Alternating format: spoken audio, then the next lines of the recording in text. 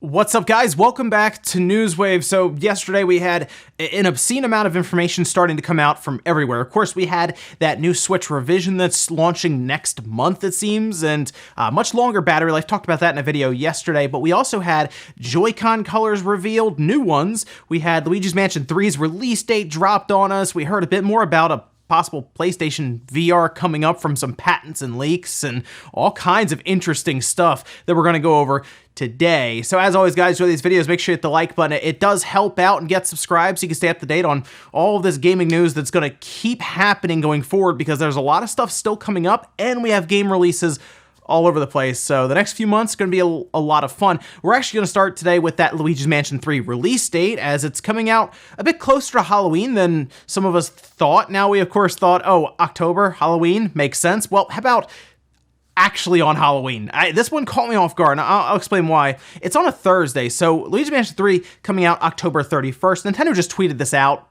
Like I said, a thing they do now. If they don't have, I guess, enough information all in one place to do a direct, or it's just not scheduled, the social media is big enough now to where they put it out and it just spreads anyway. They don't necessarily need a direct, a trailer, a live stream, any of that stuff to make all of this work. So they put that out there. The weird thing about that is it's on a Thursday, it's not a Friday or even a Tuesday. This is a bit different, a bit odd for a release, obviously, as we're used to, again, Tuesdays or Fridays. We've seen like things like Pokemon, of course, release on Sundays and everything before. But Thursday is a strange one. It seems like they wanted to fit into that Halloween theme with Luigis Mansion 3, which makes sense to me. October 31st, getting a little close to Pokemon there. I think it would have been better to drop it mid to early October. Again, we saw those retail listings for October 4th. A week or two before Halloween, I think would have been better, but I'm going to pick it up on the 31st. I think a lot of people will. It fits in with the theme of Halloween, and it looks like it's shaping up to be an awesome game. So there we go. The 31st of October, Halloween. We can look forward to Luigi's Mansion 3. Also, we know Dragon Ball Z Kakarot is coming out early 2020, action RPG that's going to follow seemingly the storyline of Goku up through the first bit of Dragon Ball Z. Now, we hear that it should be going into the Buu saga as well, but a few other questions are still kind of out there. One of them was at least answered yesterday, which has to do with how many characters are going to be playable, because it seems like it is being pushed as a Goku-focused narrative. However, it does at least look like Gohan, Vegeta, and Piccolo will all be playable. I assume they're going to jump around in the story and they'll take different perspectives at times, or what would be really cool is if each one kind of has their own storyline that they play through, or there's one storyline and they all have different perspectives of that storyline, and you play through it multiple times,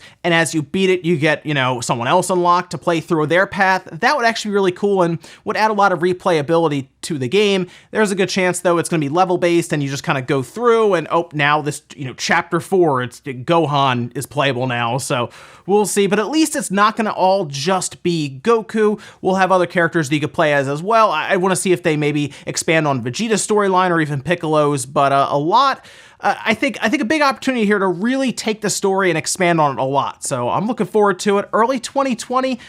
No other information as to a month or anything yet. Oh, and check this out. This is really, really cool. So a lot of times, games that have been, I guess, just kind of forgotten about for a while will have some interesting stuff pop up when people will start going through the game files and they find things that we just never knew about. Let me tell you a little bit about Gran Turismo 5. This, of course, came out back in 2010. Since then, the servers have been shut off and everything, so it's kind of been left by itself. Well, people started looking through the files, and they found several tracks and courses from Gran Turismo 4, Gran Turismo 3, 2, 1. This is weird. All these tracks, or at least a ton of them, seem to be in this game, and they were never actually used. They're just sitting in there. Even from the PSP, they're just sitting in the game files, and people have actually been able to launch these tracks. They work. Now, of course, the way to do that is you have to use some certain methods, we'll say, where people are making the game think that it's launching one track, but really it's launching that track from Gran Turismo 3, for example, or Gran Turismo 4 on the PSP, and boom, there it is. There are a ton of screenshots that you're seeing now from this whole thing, and it's really, really cool to see this. But it does make you wonder why they never took advantage of this. Possibly they moved code over just to make it so that the actual development was quicker. but to have all of those tracks just lying dormant in the game files is an odd thing. It really could have been some really cool like throwback stuff, but at least for now, modders and data miners and stuff are going through it and seeing what they can find and what they can activate. And guys, some of the quick news out of the way, let's get into the bigger stuff. We're going to start with those JoyCon Colors. I had been complaining a little bit now, or at least questioning, why haven't we seen a new JoyCon color in what's felt like forever now, right? It's been a long time. Was it yellow? Was that the last one we actually saw that was like new? Maybe. Anyway, the new colors look kind of interesting. One I saw and I was like, okay, I guess. You're seeing the tweet here that they put out with pictures of the new JoyCon colors. One is like a blue and yellow, where the left one is blue, the right one is yellow. But then the one that everybody is pointing out, myself included, is the purple and neon orange. Now, I have to assume that has to do with kind of the Halloween theme. These are launching, or at least available, starting October 4th. And obviously the orange, like pumpkin and everything. Purple is an odd choice to throw in, but hey, it's unique, I guess, and they're throwing it in there. I would like to see, by the way, Nintendo, a full set of purple JoyCon controllers. Come on. Help me out here. Let's make that happen. Just need to write one, and don't just release it mirrored in Japan, please. I don't want to import them or just release them just there. Just put some purple ones out. We already have the left one. Let's get that right, Shell. Either way, though, I think the purple and the orange is actually more appealing than I originally thought when I saw it at first. I said, "Ooh, it's an interesting pairing," but that's what everyone keeps pointing at. And I think it's just because it's really unique. I have also seen a lot of people say, "Hey, I want both orange. Can we get a right and a left orange?" Sure. I mean, why not? Let's get all these colors. What they'll probably do is they'll release this set, and then they'll release in the US. They'll just do it separately. They'll mirror it over, so you got to buy both and spend $160. We'll see though. Just two purple ones, and I'm good. Nintendo, drop them. But the other question is, has Nintendo done anything with the JoyCon controller since the last one that they really released was a while ago? Have they done anything to improve these JoyCon controllers? That is another question I've seen, and we'll find out. I mean, I'm going to get the purple one, obviously, and I'll pop it open and see what we have. I'll also check out the sticks in the Switch Lite, and at this point, the sticks in the Switch Revision that is set to come out next month. And we'll see if they've done anything to improve on the joystick drifting issues that we've seen. And a lot of it has to do with how their sticks are currently built, and whatever company or source is providing them. Maybe they changed it up. Maybe they've upgraded them and fixed them. That's what we'll have to see. But yeah, stay tuned for that. And I guess make sure you're subscribed so you can see all of these. There's gonna be a lot of teardowns and breakdowns and all kinds of stuff coming up in the next few months with all of these systems all of a sudden getting announced, and these accessories, now these games. So yeah, stick around, because we'll have some fun going into the fall and then the holiday season. Next up, let's talk about Famitsu review scores for Fire Emblem Three Houses. We've been kind of waiting for any type of review for this game. They sent the codes out for this game very, very early, because it is a very long game. They didn't send me one, but they sent a lot of outlets codes for Fire Emblem Three Houses to get that process rolling, because it's going to take a while to play through. We heard like 80 hours for a scenario through one of the houses, and you probably want to play through, I would assume, all of them so you can get a good grasp on the game and do a proper review. Well, Famitsu actually put out review scores for this, and you're seeing them here, and it actually got a 37 out of 40, which is pretty good, I would say. I mean, it's the same score that they gave Mario Maker 2 in that same issue, it seems. And this is good news, because I know Famitsu isn't the best barometer for review scores, because they'll do things like give Sonic Forces a great score, right? And we all saw Sonic Forces and it was mediocre at best, I would say. I think most people will at least agree with that. So while I don't think this is like the be-all end-all of reviews, it at least gives us that pause and that sigh of relief, like, okay, good. Fire Emblem Three Houses at least appears at face value so far to be quality. I'll be more curious how it reviews in the West, as of course JRPGs generally don't review amazing with the Western audience, Western reviewers or anything. It'll be interesting to see how that all goes down. Metacritic will be interesting as well, and then of course we'll see what it comes out with at the end. It sounds like, though, if you're a Fire Emblem fan, you're already sold on it. Like, I haven't even played a lot of the Fire Emblem games, but I'm definitely interested to give it another shot here.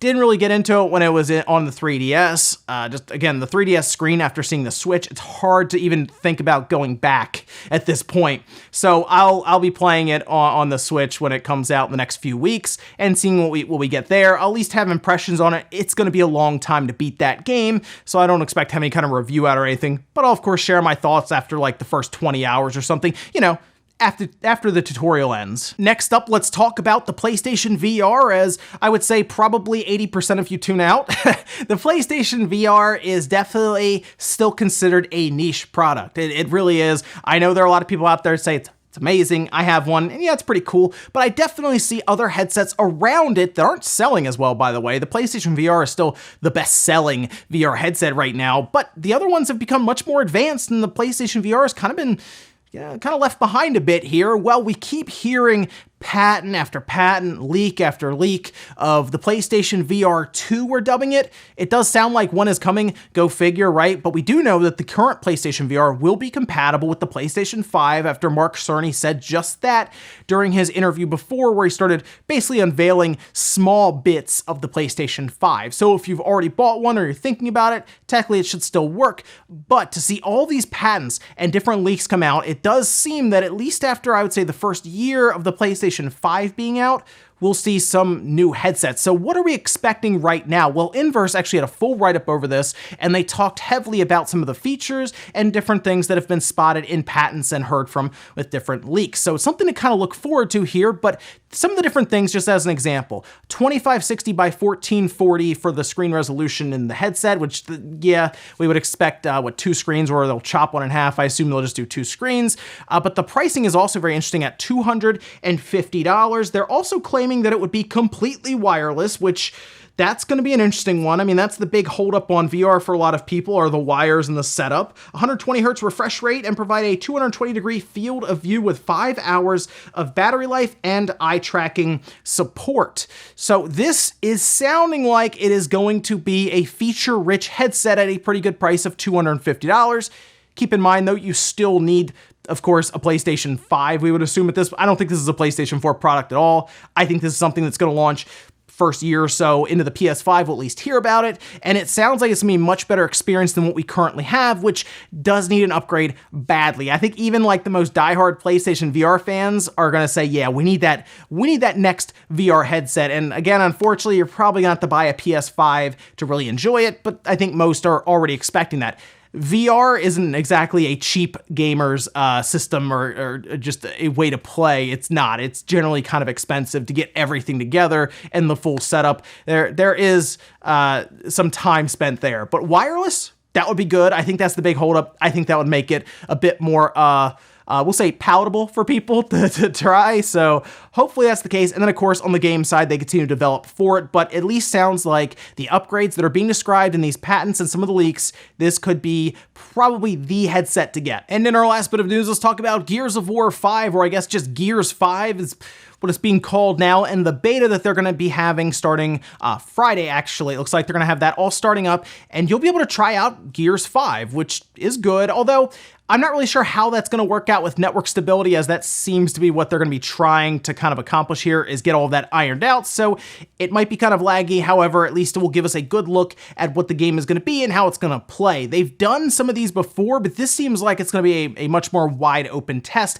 because if you have pre-ordered the game, or if you are a member of their Game Pass setup, you can just download it and play it on the allotted times they have set up. So when are they going to have this all going? Well, it's going to start July 19th, and it's going to run to the 22nd, and it's going to start 10 a.m. Pacific time, that's 1 p.m. Eastern, and then they will have a second beta test July 26th to the 29th, starting 10 a.m. Pacific, 1 p.m. Eastern time. And again, this will be interesting just to see how it all plays and everything. And again, if you're a Game Pass member, you can just download it and try it out. I have some questions about Gears of War 5 specifically, or Gears 5, sorry, specifically with the campaign, because they haven't really shown as much of it. We keep seeing the multiplayer in different bits here and there. The campaign's the interesting thing to me at this point. That's probably what I would even play Gears 5 for. I don't know if I would really get into the online like that. I'd probably mostly play that, and then I would just play Halo Infinite next year or whatever. That's mostly I just play Halo when it comes to these online shooters with the Master Chief Collection. But Gears 5 at least should be interesting to try out when they do these the beta test this weekend. So make sure you check it out. Why not? Just download it and see what you think of it. And we'll finish up today with the comment of the day from yesterday. This one comes to us from Takrin saying, a lot of people talking about how Joy-Con drift will affect sales of the light, but I think the majority of people are too casual to even know or think about it. It's like Pokemon. They know it'll sell regardless, unfortunately. So here's the thing. You're right about that. A lot of us online right now are very plugged in and we understand these issues because generally we'll do a lot of research really into this stuff, right? We'll watch videos on it, we'll read articles, all kinds of stuff. We'll even watch someone like me tear it apart and see what's going on in there. So, you know, it's good to be informed, I think, but you're not going to have every single person out there do this. I mean, the Switch has sold over 30 million systems. Do you think, you know, those 30 million people are even watching YouTube and stuff? Not all of them. Most of them are, I'd say, at this point, but not all of them.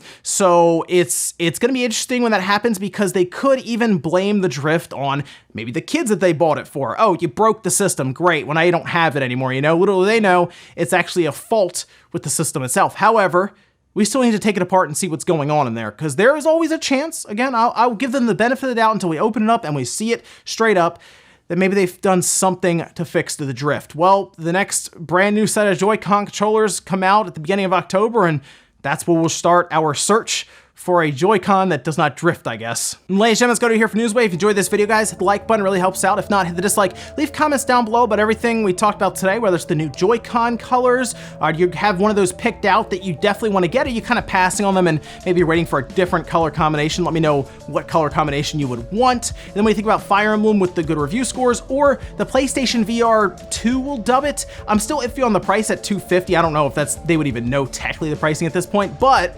what do you think about all of the different features there being wireless, higher definition, everything?